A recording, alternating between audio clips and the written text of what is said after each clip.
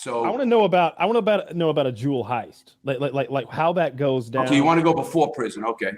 Yeah. Because you had me talking a story about out of prison with the program. With the I know we're bouncing around everywhere, but that's okay. I'm into that. I like all the little kernel, the little fascinating kernels. But I want to know, like, how about this? Like how today, if you wanted to rob a jewelry store, like we're gonna be your crew, right? The four of us are gonna knock over a jewelry store. Where would we like? What's step one? We got to pick the place out. What kind of place are we looking for? You're gonna go. I'm gonna give you two of those things. First of all, when I got out of prison, I had a couple of guys who knew me from the old days say, "Hey, listen, I got a robbery. It should be $5 million, man." I looked at them both. I said, "Let me tell you what, motherfuckers.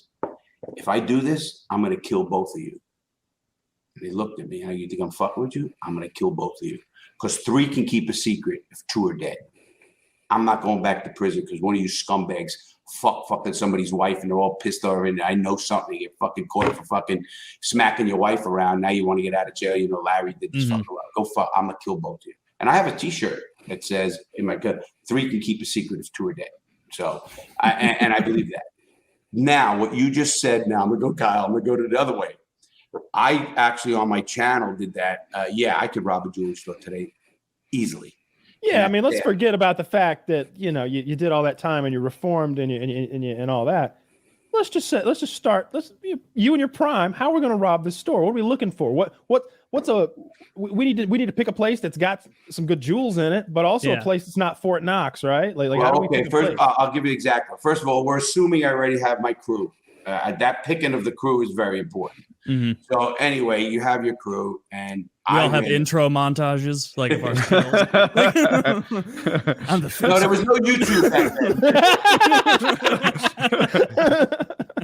then. And so first thing I did them.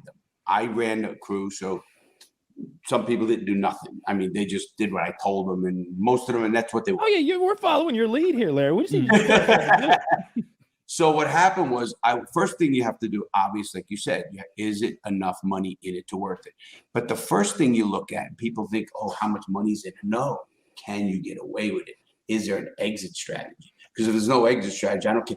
I was going to rob a place for $12 million, and it was in the Fontainebleau Hotel where Live the nightclub is, and it was called an H. Stern Jewelers. Cased it, did it, was literally going to kidnap the fucking the guy. Take his family hostage, bring him back with bombs, fucking wipe it out for $12 million, talk the whole fucking thing through. And thank God I didn't do it. Jesus. If there was a kidnapping, there's no statute of limitations on kidnapping. Yeah, it's like 25 minutes. So when I talk about, no, there's no statute of limit. No, so, I mean like 25 years in prison minimum. I mean, if I did that, I'd probably get life. I was facing life anyway, and I beat the gun charge. That's what happened to me. I was going to get life. There was no getting me out of me, but I won in a preliminary hearing. I won the 924C. It's a gun charge, and I beat the gun charge. That's the only reason I'm sitting talking to you guys. So to rob that jewelry store, you have to know to get out, obviously. Then there were certain things I looked for that were important. Obviously, when you go and you case it, usually they were in plazas, like a Publix plaza or a Lowe's or other stores around, because you sitting in the parking lot now, it looks like you're waiting for your wife to come from the Publix or whatever, and you're really casing the store. And I would know every fucking thing about that store. What time the mailman come, or police coming around, did security come around, were there a building maintenance check in, did the trash come this day, when did every employee come in? I actually teach this now to jewelry companies, jewelry prevention, how to tell a person how not to get fucking robbed. But every time I walk down the street, I go, I had to rob this motherfucker so quick his head has spin. Because people get complacent. Did you guys know about the big case that just came out a month ago, not even about a month ago? I just did a video on it because the guys claim they lost 120 million and Brinks said it was 10 million.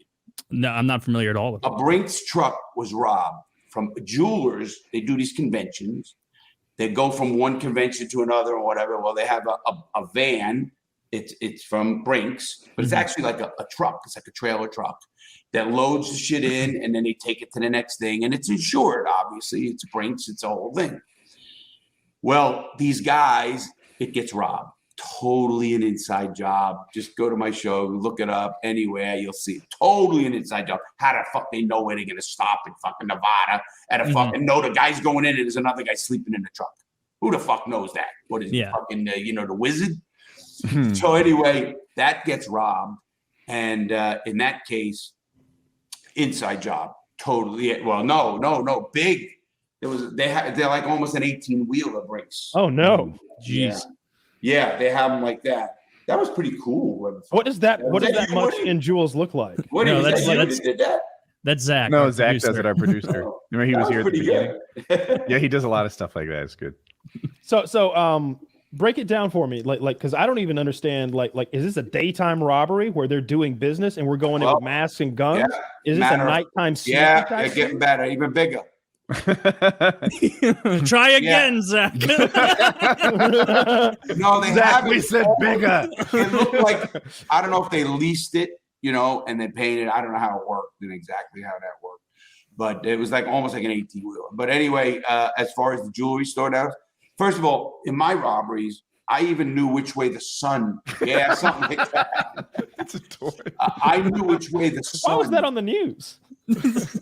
It was on the news. It was. The CBS There's News. a news article about toys. Unfortunately, Google doesn't have a large enough truck. So here's a reimagination. What Google? How about Amazon? Yeah. So anyway, you go. I even knew which way the building was facing because when the sun hits the glass, somebody can't look in. So there were angles and times that I would check these stores out. My first robbery, just to let you know, was a setup. The whole thing was a setup for an insurance job. I ended up making $150K in my own pocket. I said, well, fuck this. I think I can do this shit myself. And sure enough, I do. And obviously, I got better and better and better and had crews that were just unbelievable. I mean, listen, I partied every drug in the book. I believe in them. I believe it's a person's choice. Now, if I commit a crime for that drug, I should be held accountable. Other than that, I'm not hurting anybody. Stay with me, Larry. I want to know how we rob a fucking jewelry store. We're bouncing around everywhere. So we know we wait for the light. We know when people are showing up. What time of day do we hit it? And is it one person that goes in first to kind of a final scope, or everybody at the same time to try and make it quick? Good questions, but you failed the first part. If you don't know what time the fucking sun is coming down and not know if it's the evening or at night, if it's the sun's coming up and it hits the glass, or if the sun rises in the east and falls in the west, and the building is facing one way, what time it is. It's fucking dinner time or it's breakfast time or whatever the fuck it is. So that's easy. I mean, obviously that mattered a lot because it didn't matter, and someone could walk right by that jewelry store and can't see in the window. So it's like having a wall here. The only way they can get you is going in. How many people of your crew actually go in? The whole crew goes in, other than one guy? Well, depending on the robbery, everyone is different. I would go in always.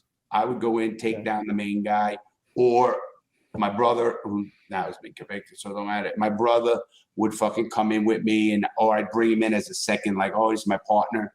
If there are customers in there, do you go? Or do you wait till they're empty? Customers. Do you wait till there's no customers? No, it depends. Yes, in the store, but when customers come in, tie them up, and they're not a part of the robbery. Yeah. One robbery I did, it was in Sarasota, Florida, and so I'm doing a robbery now. They have buzzers on the door. A lot of jewelers. You have to be buzzed in. I like them. It's not good for It doesn't hurt the professional at all. That buzzer on the door. The only one that hurts is the bunch of kids that are going to come run and smash and grab. Larry, they want coming in. He's got a Rolex. He's got a sports jet. He's got a gold chain. Shit, he has money. Yeah, we're going to make money with this guy. You know what I mean? Listen, jewelry business is a very shady business. We'll get into that.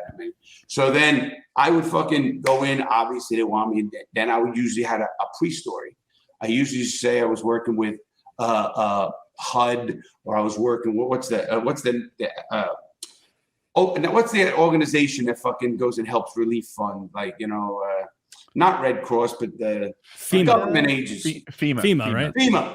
I used to say I'm working for FEMA, and because if there was something in the area, we're checking out the damages here, so I'm going to be here a month. When I first got married, I've been married 10 years.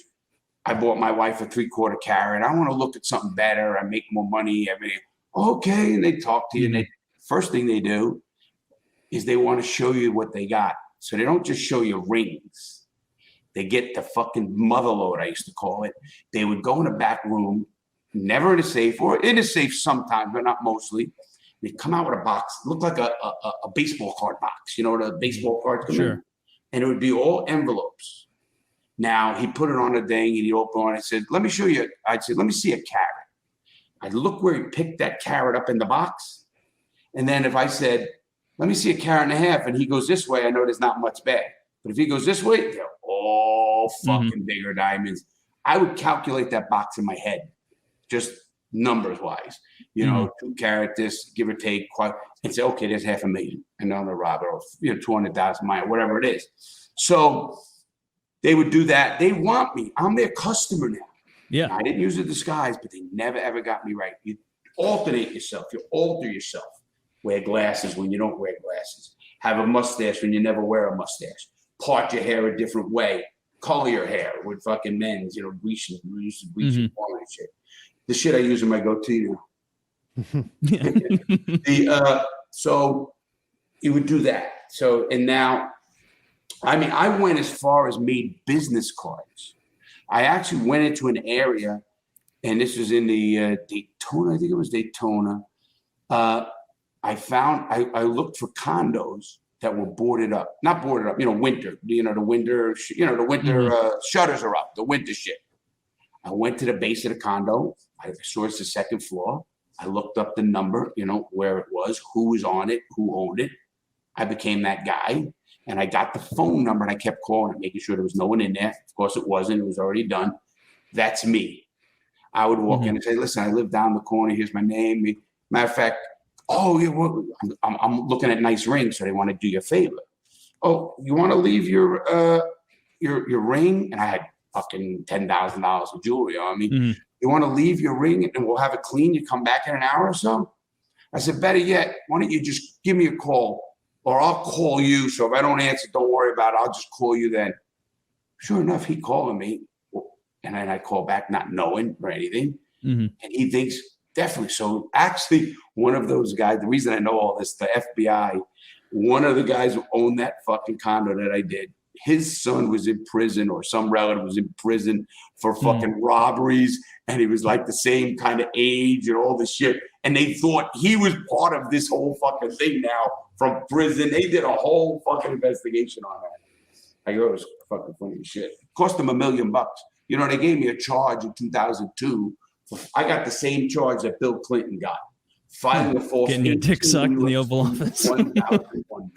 Filing a false statement. I got that. So once we're like, you're out of the store, he knows where you are. You've already made yourself a potential customer. How much time passes between that and you going back to hit it? Depends. It depends. If I didn't know something, I might go back in there. Can I be honest? Hey, let me stop you for a minute. It's always going to depend. But what I'm looking for from you, Larry, is like an example. Well, this one time. I'm giving you a fucking example. No, you haven't. Larry, I'm going to start treating you as a hostile guest very soon. I'm sure you've seen. I bet that you've been treated as a hostile witness before. We're talking. I want you to tell me a story. I want to hear a story about a specific robbery. Just pick any one. One robbery. One robbery. I was just telling you about the Sarasota with the old lady. I can't tell. Am I alone? No, I hear you. So like, lay it out. How does it go down? Again, when you say every store, I did 25 stores. Okay. Every one will be different. Now, I'll give you a Sarasota store. Okay. You case the store. We go to Sarasota. You don't go to a bad neighborhood. You go to a good neighborhood, obviously. You want to go where the people are. But in my robberies, they had to be in a plaza. They had to be in an area where there was a lot of traffic. The more traffic, to me, the better. Obviously, then you case it. How do you case it? You go to morning, night, and day. I'm there before anybody fucking gets there. I know their fucking cars. They make so many mistakes. Every one of them, they never stagger people coming in or out. They all come to usually the time, give or take. They're always the same time every day, and you know where they park their cars, so they're easy to follow. You know who's in there, so you're gonna know who the employees are. You know when the trash is coming. You know when their mailman's coming, they have them waiting for them, and everything they do is very predictable. So sure enough, Sarasota, Florida, I do one, and actually it's near a dive shop, like scuba diving. You know, like 2 down from the scuba dive, but it was good enough. So it was 3 of us. So I go in, I take the guy down, I get my guys in the store. They start working. One cabinet, the other cabinet. Now I tied up whoever's already down. When I say I do it, when I walk in, they think they know who I am. I wait until they're between cabinets because they have buzzers all over the place. So if they hit a buzzer, it's an alarm. So I know. They even have buzzers in their pocket, even back then, meaning it was like a keychain. And they could be able to hit it. And, that's how they would open the door for people on a buzzer, but it also had an alarm buzzer on it. So I knew all this. So I'd wait till they're at the right spot. They think I'm good, normal. I'd jump up, get down, motherfucker. Gun and fucking in their face. I would transform in 2 seconds. And the guy's on the floor, back. I got slip ties, cuffs, done. He's done. And I never gagged anybody. I didn't want anybody to gag or throw up and get hurt. And he's done. Now he's done. I just tell him, close your eyes. Don't look at or face his head towards the wall. Or if he's close enough. I said, don't you move. You fucking move. They knew it. Never moved. Never did it. They guys are in. Open the door. If it had a buzzer, I would buzz them in. If it didn't, they would know. They'd go by. And they're looking like normal people. They're not looking bad. The key is never be conspicuous. Like in South Florida, Haitian drivers, they always fucking go 5 miles an hour below the speed limit and they're fucking in the left lane. They can't fucking drive. They're conspicuous. You know it right there. Don't be that guy. Do things normal, whatever it is. Whatever you were going to do, you do know. If they would get in, I'd have their assignments already beforehand because I knew the store. You get the right shelf. All the fucking shelves. You get the left shelves. I'll get the safe and keep an eye on him and get the office where a lot of certain stuff is. So you're cleaning them out. You're getting everything that's on display, and you're going everything. When I left the store, they sold the whole store. You ever get the wallets too? You ever go like the Pulp Fictions? Like go and give me your wallet too. No. Matter of fact, that I'm gonna tell you that robbery about a guy. I called them out and they left. So we're in this robbery. So. Obviously, doing a robbery, these 2 old people, they're trying to pull the door. Once they do this, I'm still in a suit and tie. You can't tell. I do have the white gloves. So I go over to the door, open the door. No, open the door. They come in. You bring them in? Take my gun. And I say, you're in a fucking robbery. The lady goes, huh? I said, no. I says, no, you're good. Just come with me. I brought him in the back. I didn't tie him up, didn't do a thing. I said, just look at the wall.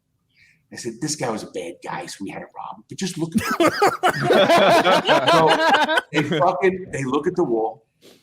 Now we're getting ready to go. My moron, I had a guy with me since dead, but it's Jimmy. He fucking goes around. We're ready at the back door. We give him the signal to bring the car around to the back. Dump the fucking pillowcases in the car and we're gone. So this moron comes around, doesn't see us quick, and goes back around the front. Now we're waiting, the door open back there. I'm like, I get so mad. I close the fucking door. I go up to the 2 player. I'm just testing you. Don't move. I told you got to wait 5 minutes. I didn't do shit. I'm not testing anybody. And fucking, I go to the front. And I go, come on. And then he goes, and we get in the car and we go. And but those 2 old people were interviewed by the newspaper. Next day they go, oh, he was a nice man. Just robbed the place $800. But he's that makes so much more sense to me because why give that witness a reason to because the cops are going to say, hey, could you come in and give us a statement about that thing you saw? And if they're holding a grudge against you because you put your hands on his wife, he'll fly across the country if you had been rude, maybe just a little bit too rude to his wife. He'd have been drawing sketches himself. No, that's true. That is true. But it wasn't even that. Like, I robbed the store in Sunrise, Florida, and this gets crazy. I end up running. So many people came into the store, kind of the same setup, but people are coming in and I'm fucking flex cuffing them. I had the total with the 3 employees. I had 10 fucking people tied up. I ran out of flex cuffs. I used to have it for the I used to have it for the feet and the hands.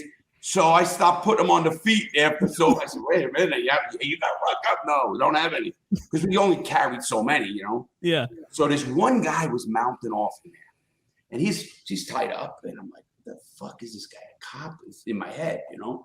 Is he a cop? What the fuck is going on? What is he doing?